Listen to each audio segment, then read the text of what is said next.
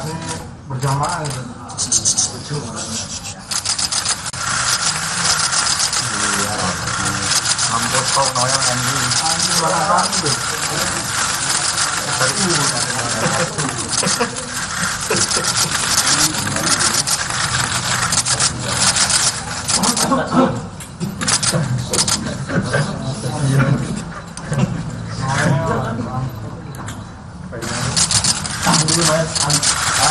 Tahan Noel aja.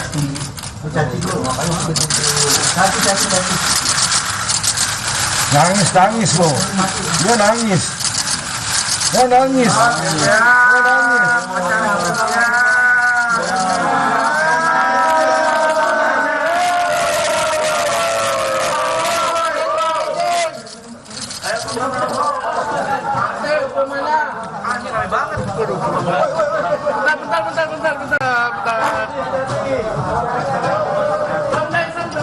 Hilman.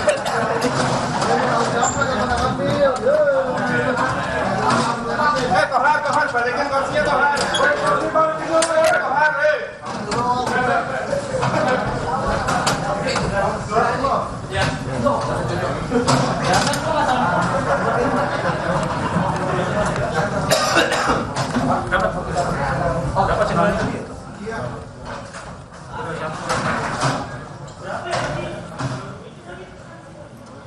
Anda menyaksikan Breaking News Kompas TV bersama saya Desi Fiftina. Dan saudara, hari ini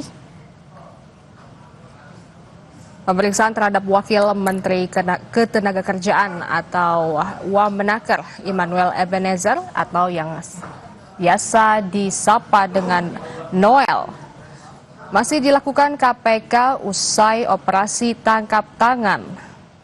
KPK pun akan mengumumkan status Noel pada hari ini. Tadi sudah kita lihat bersama-sama beberapa tersangka termasuk Immanuel Ebenezer menggunakan rompi oranye.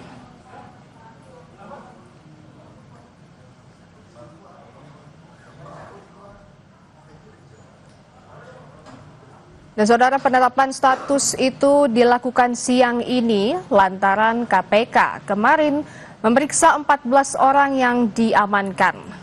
Adapun 14 orang tersebut salah satunya adalah Immanuel Ebenezer. Dan sebanyak 22 kendaraan disita oleh KPK dalam kasus ini, saudara. Adapun kendaraan tersebut terdiri atas 15 unit mobil dan 7 kendaraan lainnya. Dalam kasus ini, dugaan pemerasan terhadap beberapa perusahaan dalam pengurusan sertifikasi keselamatan dan kesehatan kerja atau K3 diduga dilakukan Wamenaker Noel.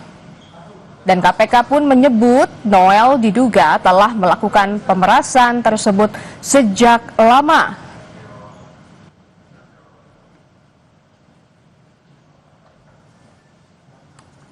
Yastu, Namo Buddhaya, salam kebajikan. Yang terhormat Ketua Komisi Pemberantasan Korupsi Bapak Setio Budianto, yang terhormat PLT Deputi Penindakan dan Eksekusi Bapak Asep Guntur Rahayu, dan yang kami hormati, sayangi, dan selalu banggakan teman-teman media yang terus mendukung kinerja pemberantasan korupsi KPK melalui karya-karya jurnalistiknya. Pada konferensi pers kali ini, sebagai bentuk transparansi dan akuntabilitas kinerja KPK, kami akan menyampaikan terkait dengan kegiatan tangkap tangan dugaan pemerasan terkait pengurusan sertifikat K3, yaitu keselamatan dan kesehatan kerja di lingkungan Kementerian Ketenagakerjaan. Seperti apa konstruksi, kronologi, dan pihak-pihak yang ditetapkan sebagai tersangka? Sebelum itu kami akan menghadirkan pihak-pihak yang ditetapkan sebagai tersangka dalam perkara ini.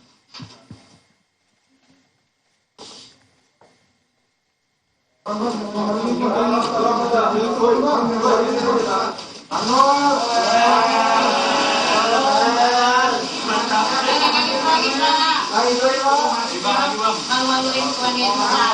wanita.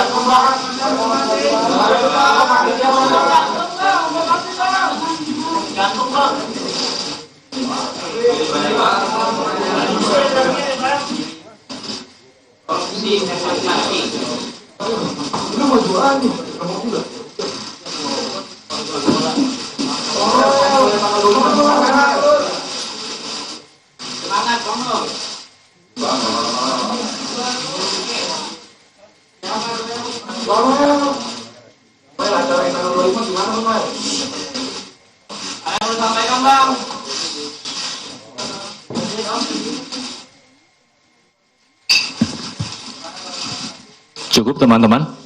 Cukup.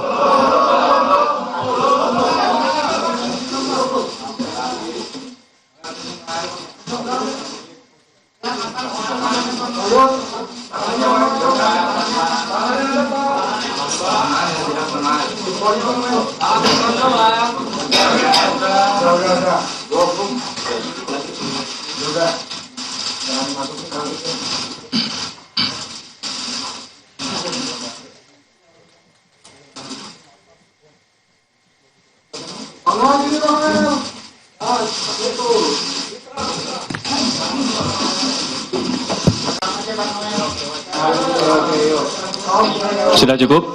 Cukup ya. Baik, terima kasih kepada Bapak Ibu, silahkan untuk kembali ke tempat.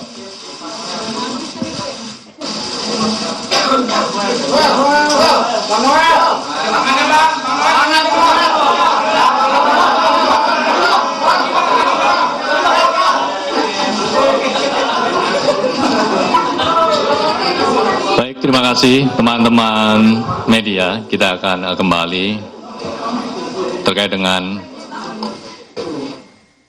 penjelasan lengkap mengenai kegiatan tangkap tangan dugaan pemerasan terkait pengurusan sertifikat keselamatan dan kesehatan kerja di lingkungan Kementerian Ketenagakerjaan. Kepada Pak Ketua, kami persilahkan. Terima kasih. Assalamualaikum warahmatullahi wabarakatuh. Selamat sore, salam sejahtera untuk kita semuanya, salam sehat. Saya langsung saja untuk efisiensi waktu. Jadi, sebagaimana tadi disampaikan bahwa ada kegiatan tangkap tangan di Kementerian Ketenagakerjaan. Ini berawal dari kami menganggap bahwa, dan saya yakin semua juga masyarakat menganggap bahwa tenaga kerja itu merupakan tulang punggung perekonomian negara. Sehingga kualitas dan ketangguhan sistem tata kelolanya menjadi salah satu kunci dalam upaya peningkatan ekonomi nasional. Saat ini Indonesia sedang berada pada periode produktif dengan bonus demografi yang menunjukkan tingginya jumlah sumber daya manusia yang berada pada usia kerja. Ini relevan dengan data dari BPS, Badan Pusat Statistik, yang menunjukkan rata-rata jumlah pekerja atau buruh dalam 5 tahun terakhir jumlahnya ada 137,39 juta orang per tahun. Adapun untuk tahun 2025 jumlahnya 145,77 juta orang atau 54% dari total penduduk Indonesia. Dari populasi tersebut, tenaga kerja atau buruh pada bidang dan spesifikasi pekerjaan tertentu itu diwajibkan memiliki sertifikasi K3, keselamatan dan kesehatan kerja, dalam rangka menciptakan lingkungan kerja yang aman, sehat, dan nyaman sehingga meningkatkan produktivitas para pekerja. Adapun pengukuran dan pengendalian lingkungan kerja harus dilakukan oleh personil K3 bidang lingkungan kerja yang memiliki sertifikasi, kompetensi, dan lisensi K3. Ironinya, ketika kegiatan tangkap tangan, KPK mengungkap bahwa dari tarif sertifikasi K3 yang sebesar Rp275.000, tapi fakta di lapangan menunjukkan bahwa para pekerja atau buruh harus mengeluarkan biaya hingga 6 juta rupiah karena adanya tindak pemerasan dengan modus memperlambat, mempersulit, atau bahkan tidak memproses permohonan pembuatan sertifikasi K3 yang tidak membayar lebih tersebut. Biaya sebesar 6 juta ini 2 kali lipat dari rata-rata pendapatan atau upah atau UMR yang diterima para pekerja dan para buruh tersebut. Oleh karena itu, penanganan perkara ini sekaligus sebagai pemantik untuk upaya pencegahan korupsi pada sektor ketenagakerjaan yang lebih serius ke depannya, agar pelayanan publik dapat terselenggara dengan mudah, cepat, dan murah, sehingga tidak merugikan masyarakat sebagai pekerja atau buruh, sekaligus mendukung peningkatan ekonomi nasional. Saya lanjutkan dengan penjelasan tentang kegiatan tindakan penyelidikan atau tangkap tangan yang sudah dilakukan oleh Kedeputian Penindakan. Yang pertama, bahwa kegiatan tangkap tangan ini bermula dari laporan pengaduan masyarakat yang diterima KPK. Hal ini sekaligus sebagai bentuk kontribusi konkret dan dukungan publik dalam pemberantasan korupsi. Dari informasi yang dihimpun tersebut, pada hari Rabu dan Kamis, tanggal 20 dan 21 Agustus, tim KPK kemudian bergerak secara paralel di beberapa lokasi di wilayah Jakarta dan mengamankan sejumlah 14 orang, yaitu Saudara IBM, selaku Koordinator Bidang Kelembagaan dan Personil Ketiga tahun 2022 sampai dengan 2025. Kemudian GAH atau GAH, Koordinator Bidang Pengujian dan Evaluasi Kompetensi Keselamatan Kerja tahun 2022 sampai dengan saat ini. SB, Subkoordinator Keselamatan Kerja, Direktorat Bina K3 tahun 2020 sampai dengan 2025. AK, Subkoordinator Kemitraan dan Personil Kesehatan Kerja tahun 2020 sampai dengan sekarang. IEG, Wakil Menteri Ketenagakerjaan tahun 2024 sampai dengan 2029.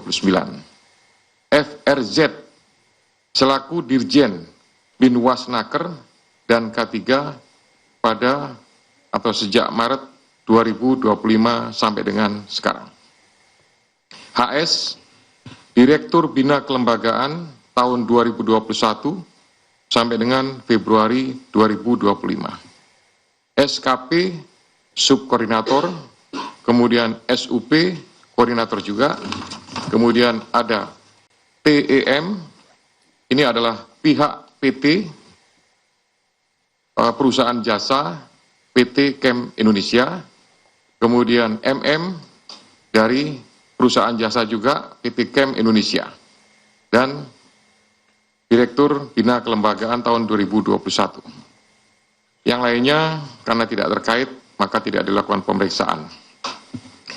Selain itu, tim juga mengamankan barang bukti yang diduga terkait ataupun yang merupakan hasil dari tindak pidana ini, yaitu 15 unit kendaraan bermotor roda 4 dengan rincian 12 unit dari IBM, 1 unit dari SB, 1 unit kendaraan roda 4 dari SB, yang 12 unit tadi juga roda 4, kemudian 1 unit roda 4 dari HS, 1 unit roda 4 dari GAH. Kemudian 7 unit kendaraan bermotor roda 2. 6 unit kendaraan roda 2 diamankan dari IBM dan 1 unit kendaraan roda 2 diamankan dari IEG. Kemudian ada juga uang tunai lebih kurang sekitar 170 juta dan ada 2.201 US dollar dan beberapa pecahan lainnya. Barang bukti tersebut dari pihak-pihak yang diamankan dalam kegiatan tangkap tangan ini jumlahnya cukup banyak dan mempunyai nilai yang cukup tinggi. Hal ini relevan bahwa praktik dugaan pemerasan ini sudah terjadi sejak beberapa periode waktu sebelumnya, diperkirakan dari tahun 2019 sampai dengan saat ini. Adapun konstruksi perkaranya, atas penerimaan uang dari selisih antara yang dibayarkan oleh para pihak yang mengurus penerbitan sertifikat K3 kepada perusahaan jasa K3 atau PJ K3 dengan biaya yang seharusnya sesuai dengan tarif PNBP, kemudian uang tersebut mengalir ke beberapa pihak, yaitu sejumlah 81 miliar. Dengan rincian nanti akan didetailkan. Pada tahun 2019 sampai dengan 2024, IBM diduga menerima aliran uang sejumlah 69 miliar melalui perantara. Uang tersebut selanjutnya digunakan untuk belanja, hiburan, DP rumah, setoran tunai kepada GAH, HS, dan beberapa pihak lainnya, serta digunakan untuk pembelian sejumlah aset seperti beberapa unit kendaraan roda 4 hingga penyertaan modal pada 3 perusahaan yang terafiliasi PJ K3. Kemudian GAH diduga menerima aliran uang sejumlah 3 miliar dalam kurun waktu 2020 sampai dengan 2025 yang berasal dari sejumlah transaksi, diantaranya setoran tunai mencapai 2,73 miliar, transfer dari IBM sebesar 317 juta, dan 2 perusahaan di bidang PJK3 dengan total 31,6 juta. Uang tersebut digunakan GAH untuk keperluan pribadi, dibelikan aset dalam bentuk pembelian 1 unit kendaraan roda 4 sekitar 500 juta, dan transfer kepada pihak lainnya senilai 2,53 miliar. Kemudian SB diduga menerima aliran dana sejumlah 3,5 miliar pada kurun waktu 2020 sampai dengan 2025 yang diterimanya dari sekitar 80 perusahaan di bidang PJK3. Uang tersebut digunakan untuk keperluan pribadi, diantaranya transfer ke pihak lain, belanja, hingga melakukan penarikan tunai sebesar 291 juta. Kemudian AK diduga menerima aliran dana sejumlah 5,5 miliar pada kurun waktu 2021 sampai dengan 2024 dari pihak perantara. Kemudian sejumlah uang tersebut mengalir kepada pihak penyelenggara negara, yaitu IEG sebesar 3 miliar pada bulan Desember 2024. Kemudian FAH dan HR sebesar 50 juta per minggu. HS lebih dari 1,5 miliar selama kurun waktu 2021 sampai dengan 2024, serta CFA berupa 1 unit kendaraan roda 4. Sehingga dalam perkara ini, pihak-pihak yang diduga menerima aliran uang dari PJK3 adalah IBM, kemudian GAH, SB, AK, IEG, FRZ, CFA, HS. KPK selanjutnya melakukan pemeriksaan secara intensif dan telah menemukan sekurang-kurangnya 2 alat bukti yang cukup. KPK kemudian menaikkan perkara ini ke tahap penyidikan dengan menetapkan 11 orang sebagai tersangka, yakni IBM, kemudian GAH, SB, AK, IEG, FRZ, HS, SKP, SUP, PEM, dan MM. KPK selanjutnya melakukan penahanan terhadap para tersangka untuk 20 hari pertama terhitung tanggal 22 Agustus sampai dengan 10 September 2025 di Rumah Tahanan Cabang KPK Gedung Merah Putih. Atas perbuatannya, para tersangka dipersangkakan pasal 12 huruf E dan atau pasal 12 huruf B besar Undang-Undang Nomor 31 Tahun 1999 tentang Pemberantasan Tindak Pidana Korupsi, sebagaimana telah diubah dengan Undang-Undang Nomor 20 Tahun 2001 Yunto Pasal 64 Ayat 1 KUHP, Yunto Pasal 55 Ayat 1 ke 1 KUHP. Demikian penjelasan pointer atau beberapa hal rangkaian daripada kegiatan tindakan penyelidikan tertangkap tangan. Sudah kami tetapkan semuanya. Jadi saya tambahkan ini merupakan sebuah keprihatinan sebenarnya. Ya, aslinya seperti itu. Saya yakin semua pihak merasakan sebuah keprihatinan di saat pengurusan tenaga kerja harusnya dipermudah, tapi kemudian ada sekelompok pejabat yang justru memanfaatkan, mengetahui, membiarkan, bahkan menikmati dan menerima ya uang yang berasal dari pihak-pihak tenaga kerja perusahaan yang kemudian digunakan untuk kepentingan pribadi. Ya, kami berharap tentunya dengan proses penegakan hukum ini akan membawa dampak, akan menimbulkan pengaruh ya terhadap semua pihak, terutama kami juga berharap semua kementerian yang memberikan pelayanan publik melakukan proses perizinan, ya itu para menterinya paling tidak campur tangan dan turun tangan untuk melakukan kegiatan pengawasan, ya sehingga tidak terjadi praktek-praktek yang dapat merugikan masyarakat. Selanjutnya saya kembalikan kepada Jubir, silakan. Terima kasih Pak Ketua yang telah menjelaskan secara lengkap terkait kronologi, konstruksi, dan pihak-pihak yang ditetapkan sebagai tersangka dalam perkara ini. Selanjutnya kami buka sesi tanya-jawab. Dalam konvers kali ini kita spesifik hanya terkait dengan perkara ini. Barang bukti tidak kita tampilkan, barang bukti sudah kami tampilkan pada hari kemarin ya. Ya, saya kira 22 unit kendaraan. Yang kendaraan sudah ada gitu, tapi yang uang masih ada, karena masih ada satu yang sedang dilakukan pemeriksaan. Gitu. Silakan sebut nama, media, dan pertanyaannya. Mas Jamal, Mbak Sasya, Mas Umam, silakan. Tes. Terima kasih Mas Budi. Selamat sore Pak Ketua, Yeah. Pak Asep. Saya Jamal, reporter dari Romuald.id. Izin Pak, ada beberapa pertanyaan. Tadi belum sempat ya Pak disampaikan. Sempat disampaikan terkait kronologi penangkapannya Pak ya. Benar gak sih Wamen Noel ini ditangkap setelah 2 menit menerima uang pemerasan tersebut? Ya. Lalu yang kedua, itu kan ada sekitar 22 kendaraan ya Pak ya. Itu kendaraan itu diterimanya itu sejak kapan Pak? Sekarang kan sebagai bukti kan berarti kan ada aliran-aliran uang dari pemerasan tersebut.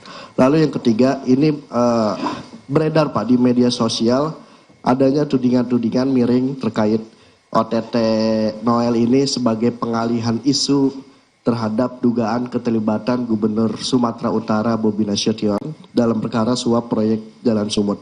Apa tanggapan dari Pak Ketua? Terima kasih. Terima kasih Mas Jamal. Selanjutnya Mbak Sasya Livoy.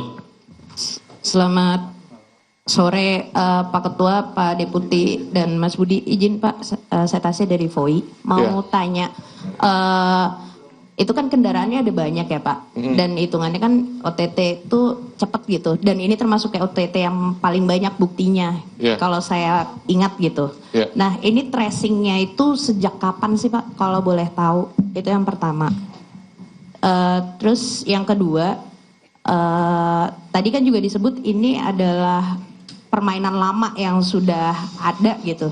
Nah ini nantinya akan ditelusuri nggak, termasuk ke menakernya yang sekarang mungkin akan ada arah ke situ nggak? Itu yang kedua. Yang terakhir Pak, kita tahu kalau IBM ini kan ada kaitannya dengan relawan-relawan waktu Pilpres juga Pak. Dan sampai sekarang masih ada relawan-relawan itu. Nah Jokowi mania, Prabowo mania. Nah itu uang yang dari sini akan didalami nggak, mengalir ke situ juga? Itu aja Pak, terima kasih. Terima kasih Mbak Sasya. Satu lagi Mas Umam. Mohon izin Pak Ketua, Pak Deputi, dan Mas Jubir. Izin saya Umam dari RRI Pak. Mau mastiin aja Pak, ini kan menurut informasi K3 ini sebelumnya apa benar sudah pernah diperiksa di Kejaksaan Agung?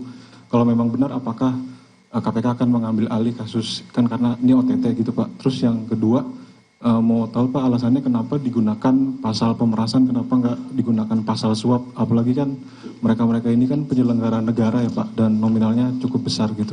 Terima kasih Pak. Ya. Baik, terima kasih Mas Umam. Kami respon dulu terkait dengan 3 penanya tersebut. Silakan Pak Ketua. Oke, baik. Nanti detail spesifiknya, teknisnya akan disampaikan sama Pak Deputi ya. Gitu, saya hanya menggambarkan secara umum saja. Tadi disampaikan pertanyaan tentang bagaimana proses pelaksanaan dari proses tangkap tangan ini.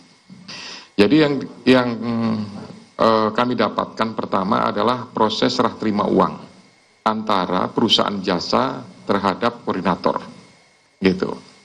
Nah, IBM. Nah, dari proses itulah kemudian ada interview yang dilakukan di lapangan dan berkembang kepada beberapa pihak. Jadi salah satunya adalah kepada IE, inisialnya siapa ya? IEG. Ya, pada IG dan pihak-pihak yang lainnya. Gitu. Nah, ini sekalian tadi saya sampaikan juga bahwa ya terkait tanya Imam tadi dengan Kejaksaan Agung gitu. Ya, kami tidak monitor kegiatan itu. Gitu. Kita melaksanakan kegiatan penyelidikan yang kemudian berkembang pada proses tangkap tangan. Itu. Nah, Ranmor ini atau kendaraan bermotor roda 4, roda 2 itu sudah cukup lama. Ya, jadi ada beberapa proses yang dari 2019, 2020 dan lain-lain. Gitu. Bahkan mungkin bisa saja nanti akan didapatkan lagi kendaraan-kendaraan yang tidak menutup kemungkinan masih ada di beberapa pihak yang lain. Terakhir masalah tudingan seolah-olah mengalihkan isu. Jadi ini kami tidak melakukan penargetan terhadap seseorang. Yang kami lakukan adalah menargetkan terhadap adanya dugaan ya suap atau pemerasan awalnya di Kementerian Tenaga Kerja. Gitu. Karena ada informasi dari masyarakat itu, tenaga kerja itu, buruh itu pada saat mengurus. Jadi ada, saya gambarkan gini simpelnya. Ini ada pihak pekerja atau buruh. Kemudian di tengahnya ini ada PJK3, Perusahaan Jasa Keselamatan Kesehatan Kerja. Dan di sini ada Kementerian Tenaga Kerja di Direktorat Jenderal Bina Pengawasan. Nah, gitu ya. Nah, ini 3 pihak. Nah, 3 pihak ini yang harus bayar 6 juta, yang seharusnya Rp270.000, gitu. Nah, 2 pihak ini merupakan representatif dari kementerian, dari Direktorat Jenderal, dari Direktur Binwas ya. Nah, gitu. Jadi ini merupakan representatif perusahaan jasa ini, gitu. Nah, jadi sama sekali tidak ada istilah pengalihan isu. Ya, kami dapatkan itu di lapangan lah. Dari 2 itu antara perusahaan jasa dengan koordinator, setelah ketemu, interview, pendalaman di lapangan, didapatkanlah kemudian ada si A, si B, dan C, dan seterusnya. Kemudian tadi saya tanya, tracingnya begitu cepat, gitu ya. Mobilnya begitu banyak. Ini kami dapatkan semuanya, ya di hari Rabu sampai dengan Kamis itu. Langsung bergerak secara simultan semuanya di beberapa tempat. Namun demikian, ini juga ada dukungan dari PPATK. Ya, PPATK sudah memberikan informasi juga itu tentang aliran transaksi rekening, sehingga kita lebih mudah untuk bisa menelusuri gitu, baik itu aliran uangnya maupun penarikan, kemudian pengiriman, transfer dan lain-lain.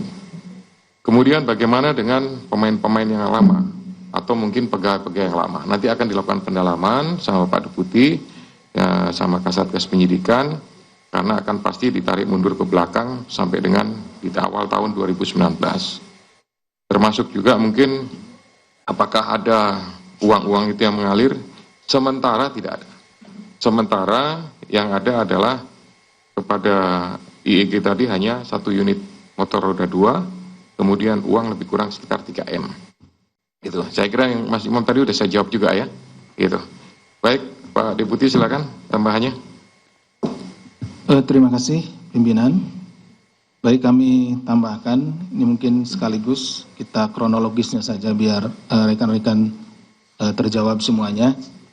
Jadi seperti tadi disampaikan oleh Bapak Ketua bahwa perkara ini laporan daripada masyarakat, ya. Di samping itu kita juga kan sebelumnya menangani perkara RPTKA, mungkin rekan-rekan ingat ya, itu di Kementerian Tenaga Kerja juga, tapi itu untuk pungutan ke tenaga kerja asing. Nah, pada saat kita melaksanakan penanganan RPTKA ini, nah diperolehlah informasi dari rekan-rekan yang ada di sana, gitu ya, informasi kepada kami terkait juga ada pungutan-pungutan atau pemerasan dalam penerbitan sertifikasi K3 ini. Nah, dari sana ini kan di akhir 2024. Dari sana mulai kita dalami, kita juga bekerja sama tadi seperti disampaikan oleh Pak Ketua dengan PPATK dan lain-lain. Kita lihat memang prosesnya itu terjadi terus-menerus seperti itu. Kami pelajari alirannya dan lain-lainnya. Kemudian pada 2 hari yang lalu ini, hari Rabu dan hari Kamis, disitulah kami melakukan eksekusinya. Dari eksekusi tadi sudah disampaikan oleh Pak Ketua bahwa ketika ada penyerahan uang, lalu kita lakukan penangkapan terhadap orang-orang tersebut dan dilakukan interview. Dari interview itulah diperoleh kemana saja uangnya itu diberikan. Makanya tadi sampai kepada saudara IEG dan lain-lain, ada uang 3 miliar, kemudian ada motor, dari interview di sana. Di samping kita juga sudah memiliki data dari PPATK. Di rekening-rekening, ada rekening nomini, rekeningnya yang lain gitu ya, seperti itu. Nah, kemudian kita lihat juga bahwa aliran uangnya ada yang dibelikan kepada benda bergerak maupun tidak bergerak. Yang bergerak tentu bisa kita bawa sekaligus ya, mobil, dan kendaraan roda 2 maupun roda 4. Yang tidak bergeraknya sudah kita catat juga. Ada rumah, tanah, dan lain-lain. Jadi kenapa bisa cepat? Tidak ada rentang waktu dari sekitar akhir 2024 sampai dengan kita melakukan eksekusi karena ada penyerahan. Memang penyerahannya ada yang tidak kita ketahui gitu ya. Ada yang pas kita ketahui. Jadi yang Rabu ini pas kita ketahui, langsung kita eksekusi. Seperti itu kira-kira. Kemudian mungkin tadi yang belum dari Mas Umam, itu kenapa menggunakan pasal pemerasan gitu ya. Tidak menggunakan pasal suap. Tadi di awal sudah disampaikan oleh Bapak Ketua bahwa ada tindak pemerasan ini dengan modus memperlambat, mempersulit atau bahkan memproses, tidak memproses ya. Nah, itu perbedaannya. Jadi, saat teman-teman buruh ini akan mendaftar ya untuk sertifikasi K3, itu sebetulnya syarat-syaratnya sudah lengkap nih. Syarat-syaratnya sudah lengkap. Jadi, seharusnya itu diproses bisa gitu ya, langsung gitu ya. Tapi kemudian, ini untuk melakukan pemerasannya tersebut, digunakanlah tadi cara-cara memperlambatlah prosesnya. Padahal ini kan dibutuhkan cepat gitu kan, kemudian mempersulit, tambah ini, tambah itu, waktunya gitu, dan lain-lain. Bahkan kalau tidak memberikan sejumlah uang, tidak diproses gitu, tidak keluar-keluar ini, seperti itu. Bedanya kalau suap, nah kalau suap, si kelengkapannya itu, si buruhnya itu tidak lengkap. Misalkan ada persyaratan yang tidak lengkap, kemudian yang si pemohon ini nego, gimana caranya ini Pak, supaya ketidaklengkapan saya ini diabaikan. Lalu dia menawarkan sejumlah uang.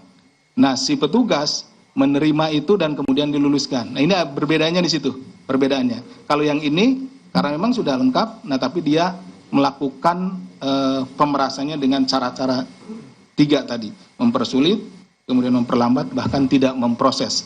Sehingga si pemohon menjadi tertekan secara psikologis, dan dia juga kan perlu cepat gitu barangnya. Dan dia tidak ada kepastian kapan ini bisa segera selesai. Itu mungkin tambahan dari kami. Terima kasih. Ya, saya tambahkan sedikit ya.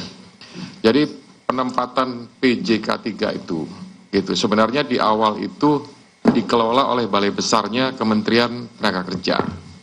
Tapi kemudian ada penerbitan SK atau aturan yang memperbolehkan PJK 3 untuk beroperasional sebagai, ya gampangnya itu biro jasa gitu sebenarnya itu. Mereka ini, biro jasa.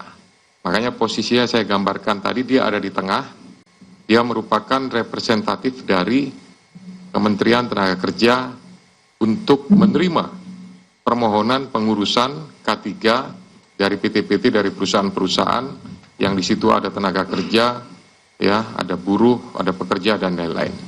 Dan itu juga sebenarnya di SOP ada batas waktunya. Ya, kalau nggak salah berapa hari Pak Asep ya?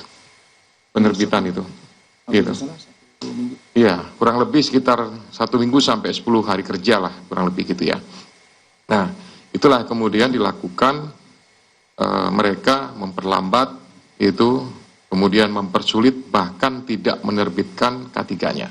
Kalau tidak mau menyesuaikan dengan aturan yang dibuat oleh kementerian tadi, oknum yang saya sebut, dengan mendelegasikan kepada DJ K3. Itu tambahnya. Pak Jubir silakan. Baik, terima kasih Pak Ketua dan Pak Deputi. Kita buka sesi kedua, masih terkait dengan perkara ini. Kita ke sisi kanan. Mas Willy. Belakang. Kang Sabir. Oke, 3. Silakan, Mas Willy. Selamat sore Pak Setio, Pak Asep, Mas Budi. Yeah. Pak, mau nanya soal peran Wamenakar IEG ini, Pak.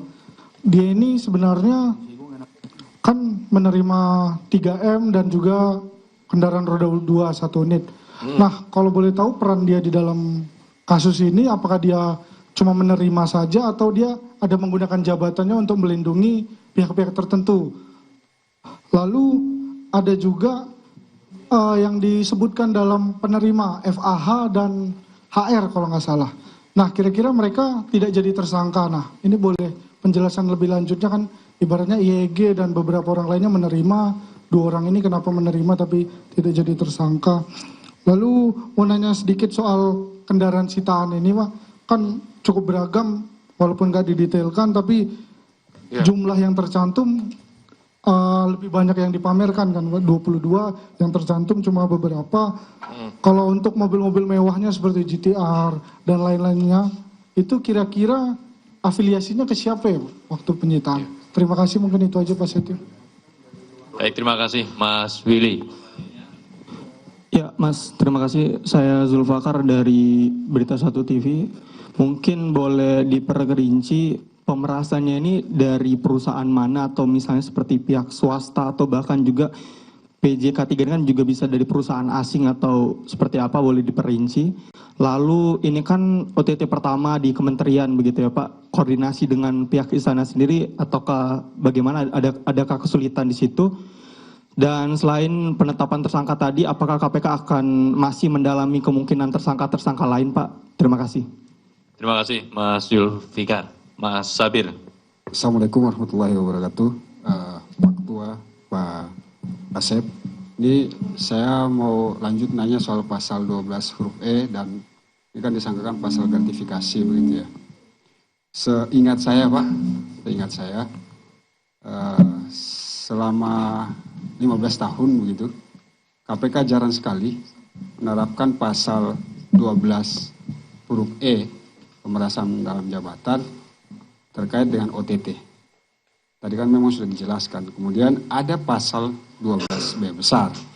Nah, ketika 2 pasal ini disatukan, apakah norma deliknya itu, karena ini kan gratifikasi, tidak ada sama sekali meeting of mind antara kedua belah pihak untuk memenuhi unsur suap, kemudian pasal 12 huruf E ini dan 12B besar dipergunakan.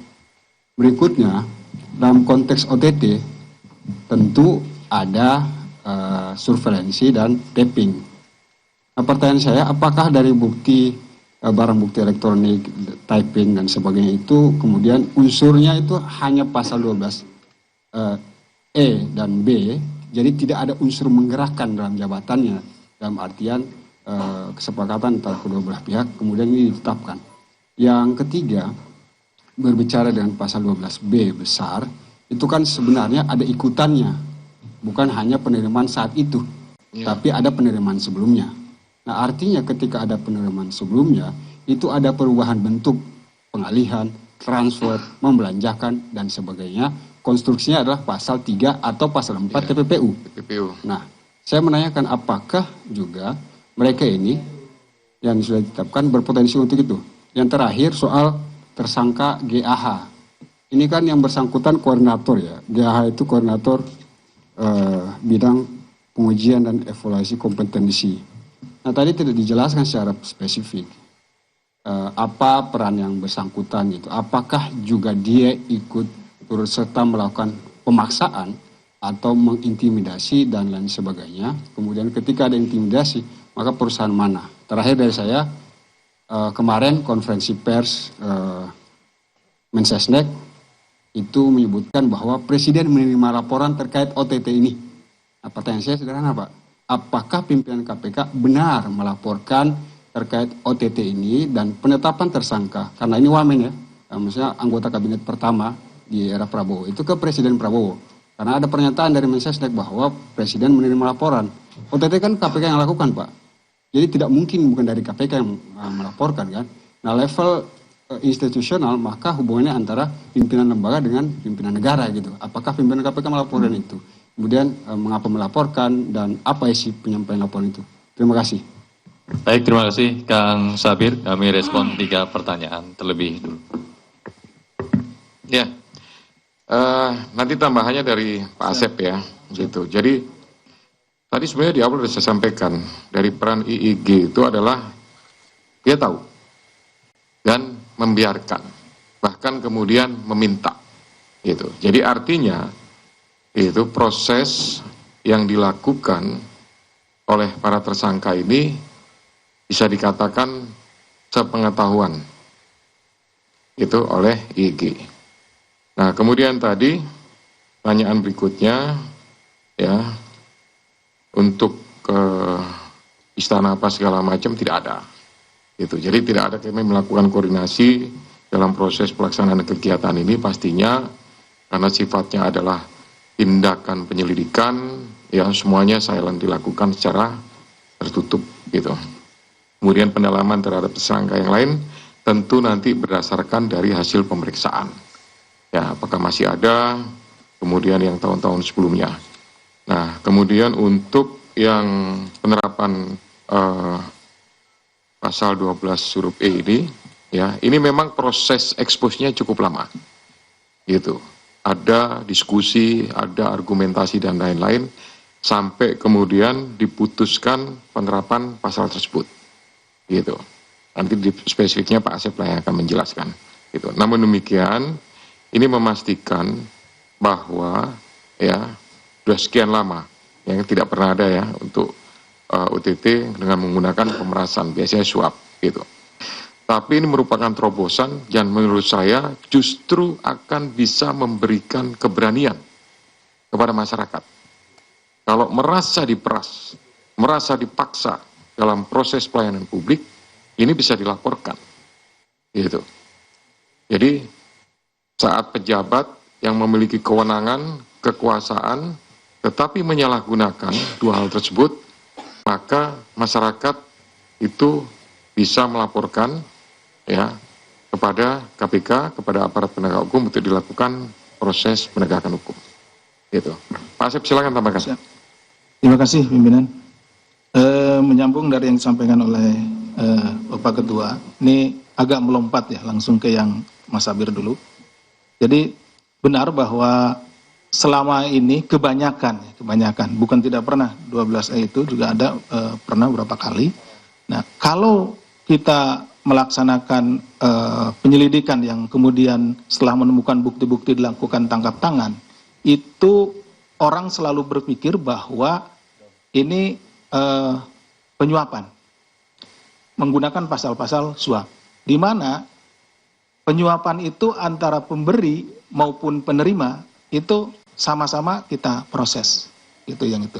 Padahal kebanyakan di lapangan gitu ya, dalam prakteknya si pemohon ini dari masyarakat ataupun dari perusahaan, mereka sudah lengkap, ya, sudah melengkapi persyaratan dan lain-lain, tetapi karena si oknum penyelenggara negara ini menginginkan sesuatu, lalu tetap mempersulitnya, harus menyerahkan atau memberikan sejumlah uang. Nah, ini akan menjadi kemudian salah ketika kita menerapkan pasal suap. Karena mereka sesungguhnya sudah melengkapi dokumen-dokumen, persyaratan dan lain-lain. Dan akhirnya kalau kita kenakan suap gitu ya, itu dua-duanya kan harus diproses. Dan ini akan memberikan efek negatif terhadap penegakan hukum tindak pidana korupsi.